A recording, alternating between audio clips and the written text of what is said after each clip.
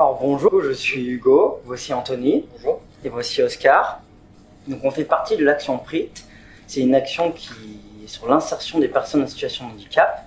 Donc on fait ça avec la mission locale. Et du coup on interroge des entreprises sur leur politique d'insertion des personnes handicapées. Et c'est pour ça que nous sommes là aujourd'hui. Merci beaucoup de nous recevoir aujourd'hui. Pourriez-vous vous présenter votre entreprise, s'il vous plaît? Je m'appelle Benoît Angels, je suis le directeur général du casino de Vals-les-Bains. Le casino de Vals-les-Bains, c'est une entreprise qui a 3 grosses activités. Le casino de jeux, avec des machines à sous, des jeux traditionnels, des jeux électroniques. Un hôtel 4 étoiles avec 27 chambres. La brasserie du casino, où on est assis en ce moment. On a ici environ 70 employés. Adam Rigaud, je suis directeur de l'EHPAD l'Étilleul et de l'EHPA Le Rocher du Midi. C'est un petit établissement municipal qui est donc géré par le Centre communal d'action sociale et qui accueille au total une 60aine de personnes. On a une partie EHPAD, donc établissement d'hébergement pour personnes âgées dépendantes, et on a une unité plus petite, l'EHPA, qui n'a pas le D de dépendance, avec des gens plus autonomes. C'est une petite structure territoriale, répond principalement aux besoins du territoire. On a la chance d'avoir des locaux qui sont très agréables, qui sont adaptés, accessibles. On a quand même une sensibilité particulière justement aux problématiques de perte d'autonomie, de situation de handicap dans notre métier. On a la chance d'avoir une structure qui est très bien adaptée pour ça. Et la majorité des résidents qui rentrent dans l'établissement ne sont pas en terrain inconnu. Ils vivent à proximité de l'établissement, connaissaient des gens. Et ça facilite beaucoup l'intégration. L'association, c'est environ une 50aine de salariés pour accompagner toutes les personnes en situation de handicap sur l'ensemble du département. Les établissements sont gérés par des directeurs d'établissement, présidés par un président qui reste bénévole, même si c'est du temps relativement complet. Donc moi je suis bénévole comme tout le conseil d'administration de l'association. Ici vous êtes au pôle administratif, donc c'est là où tout est géré, les documents et les papiers et les problématiques. Et après, du coup, on a des établissements sur Cocoron, La Ville-Dieu, Privas et Annonay. L'association gère donc des établissements médico-sociaux et non médico-sociaux. Les médico-sociaux, c'est un établissement par le travail qui s'appelle un MESAT, une entreprise adaptée, et du coup un dispositif d'emploi accompagné, justement pour accompagner les personnes en situation de handicap vers l'emploi. Après, on a la partie pôle social qui fait que de l'accompagnement social, avec un SAVS sur l'ensemble du département. Moi, c'est Morgane Quignonero. Je suis artisan torréfacteur de cacao. Ça fait un peu plus de 15 ans que je suis chocolatier maintenant. Et pour Maison Vertueux, en fait, on est une manufacture artisanale de chocolat où on a pour but de fabriquer du chocolat dans le respect des valeurs éthiques, environnementales et sociales. Je suis à titre personnel sensible à la question. J'ai 2 membres de ma famille qui sont aussi en situation de handicap. J'ai fait une formation initiale, j'ai un parcours un peu particulier, mais j'ai fait un master spécialisé en gérontologie et dans le domaine du handicap. Moi-même en situation de handicap, qui gère des établissements pour des personnes en situation de handicap et défendant de la cause du handicap, donc j'estime que c'est important de répondre aussi aux sollicitations pour des projets importants comme le vôtre, et d'autant plus pour sensibiliser les entreprises, ce qu'on fait nous toute l'année aussi, aux personnes en situation de handicap et à l'adaptabilité du poste de travail, tout un tas de choses. Voilà.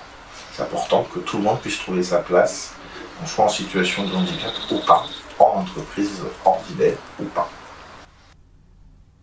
C'est une bonne question. Oui. Quelle est la définition du handicap? Parce qu'on n'est pas tous un peu handicapés. Un handicap finalement reste une difficulté que la personne ressent et vit, pas forcément déclarée. Voilà, ça peut être tout type de handicap. On fait souvent le fauteuil roulant comme emblème du handicap, mais il faut penser au handicap invisible, un handicap juste social, tout type de handicap. Et même des gens qu'on considère valides, et eux peuvent se sentir handicapés à un moment donné de leur vie. Je trouve que c'est important de le préciser, faut pas cibler la personne, toi t'es handicapé ou pas.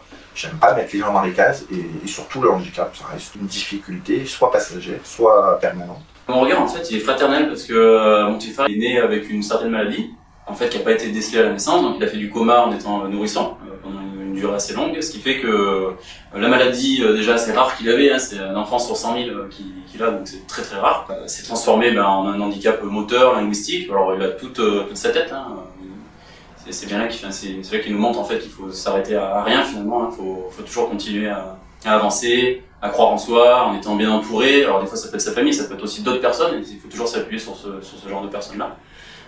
Donc le regard que j'ai, c'est un regard familial, parce que je suis pas en situation de handicap, mais mon petit frère l'est, et donc du coup on a traversé des années plus ou moins difficiles aussi à travers c'est justement ces périodes où il faut trouver un stage, mais personne ne veut te prendre en stage, où il faut essayer de jouer un peu des connaissances de chacun pour que ton enfant parte en stage. Donc c'est quelque chose qui m'a beaucoup impacté.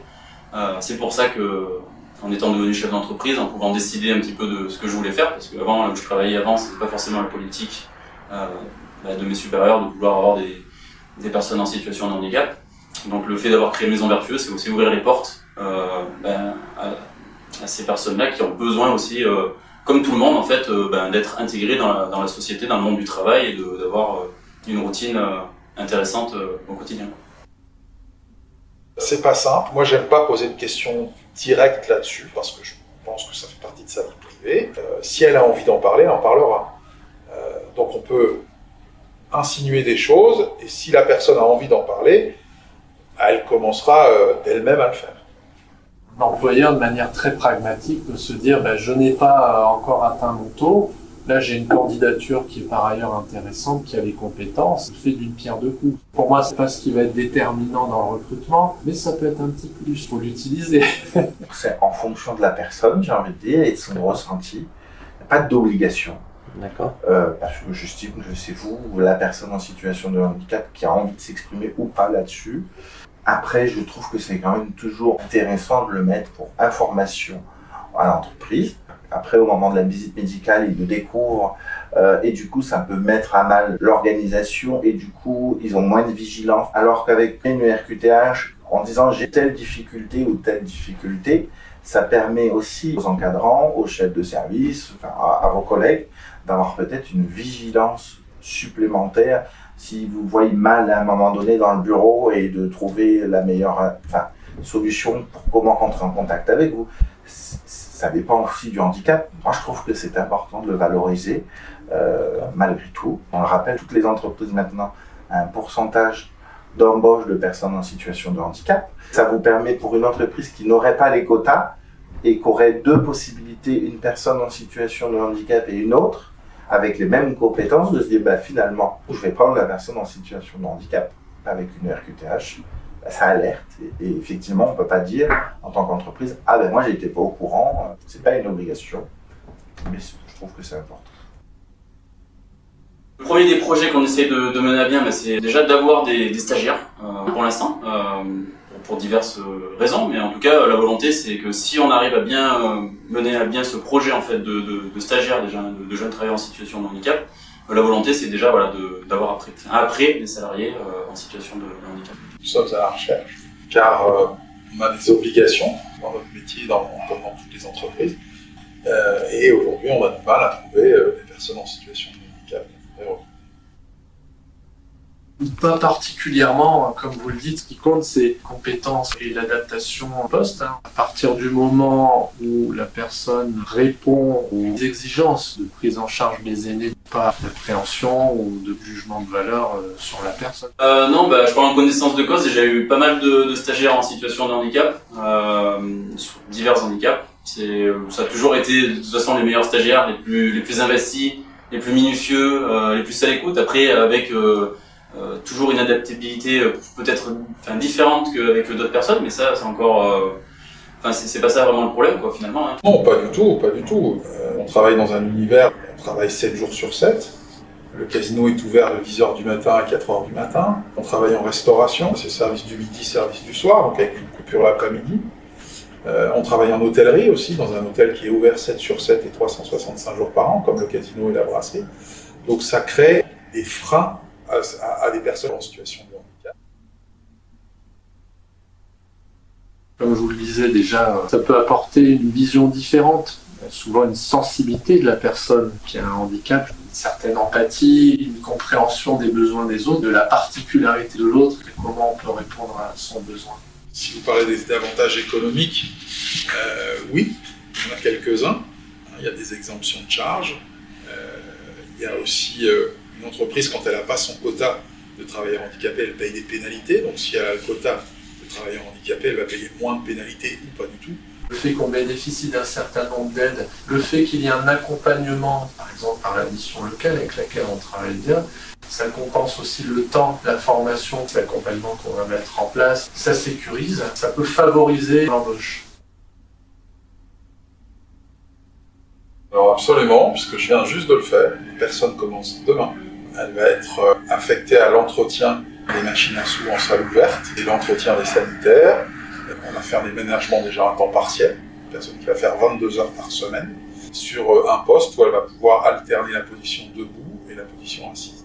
C'est une obligation aussi de l'employeur d'adapter les conditions de travail aux besoins et aux particularités des postes. La cuisine a été réaménagée suite à des besoins qui ont émergé, de difficultés physiques pour un personnel de la cuisine. Au niveau de la lingerie, on a acquis aussi du matériel pour adapter le travail, notamment concernant les chars. On a des chariots à niveau constant pour que l'agent n'ait pas à se pencher.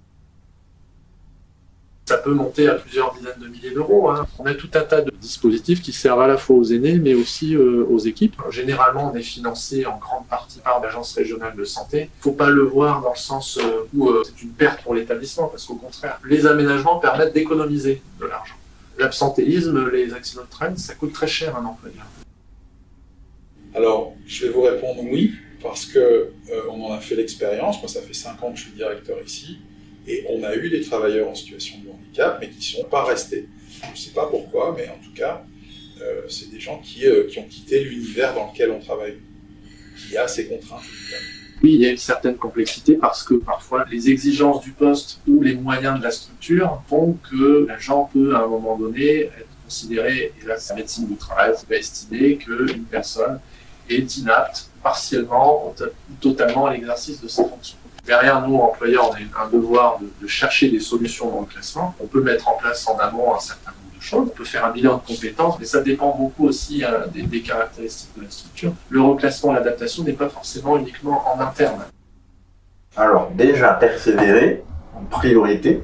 C'est pas parce qu'on a des échecs une fois que tous les autres vont être des échecs. Qu'on soit en situation de handicap ou non d'ailleurs, on peut avoir des refus, on peut mal le vivre, mais il faut continuer de persévérer, c'est important. Croire en ses compétences, mettre en avant aussi ses différences, parce que c'est sans doute ce qui peut apporter quelque chose de positif. Les différences de chacun, en fait, ça nourrit un groupe. Des fois, quand on arrive dans un groupe, on est différent, on apporte quelque chose de nouveau. Mettre en avant vos compétences et particularités que vous pouvez apporter à la structure. Surtout pas baisser les bras, jamais. Je pense qu'il faut soigner énormément la rédaction d'un CV. C'est un peu has-been, mais c'est encore comme ça. Je prête en tout cas beaucoup d'attention à la rédaction du CV, à la manière dont c'est fait. Je fais attention aux fautes d'orthographe. On a affaire à qui est devant nous. Et pour le savoir, il n'y a pas 36 000 solutions que d'avoir un CV. Il faut aussi s'orienter vers les établissements qui pourront vous aider. Mission locale, emploi compagnie, France Travail maintenant. Parce que c'est aussi eux qui peuvent faire le relais vers l'entreprise. L'essentiel, c'est de croire en soi, de ne pas lâcher, de ne pas se dire que, voilà, de ne pas être défaitiste en tout cas et d'aller de l'avant. Et bien être entouré, comme je disais, ou par sa famille ou par des personnes qui sont là pour nous au quotidien. De ne pas hésiter à expliquer qu'on a une reconnaissance du travailleur handicapé. Ça, c'est important. Il ne faut surtout pas se mettre de barrières. Moi, je vous dis bravo. Je vous félicite pour cette initiative, parce que ça demande quand même un petit peu d'investissement, de courage. Je trouve que vous parlez de la chose avec beaucoup d'aisance, de naturel. Avant tout, restez vous-même. Ne vous identifiez pas par rapport à vos difficultés. Identifiez-vous par rapport à vos qualités. L'État, je pense, a fait des choses importantes. C'est aujourd'hui plus vu comme quelque chose de négatif dans une entreprise. Il faut aller de l'avant. Toute entreprise se doit de toute façon de s'adapter. Donc surtout, jamais perdre l'espoir de trouver un emploi. J'ai envie de vous féliciter parce que c'est bien de prendre des initiatives, de faire des choses qui tirent vers le haut, qui montrent qu'en fait on est tous pareils, on est tous égaux et on a tous la volonté en fait de vivre heureux. Donc ça passe par le travail. Merci à vous d'être venus. C'est un plaisir. Merci à vous en tout cas. Maintenant on va pouvoir manger un petit peu de chocolat.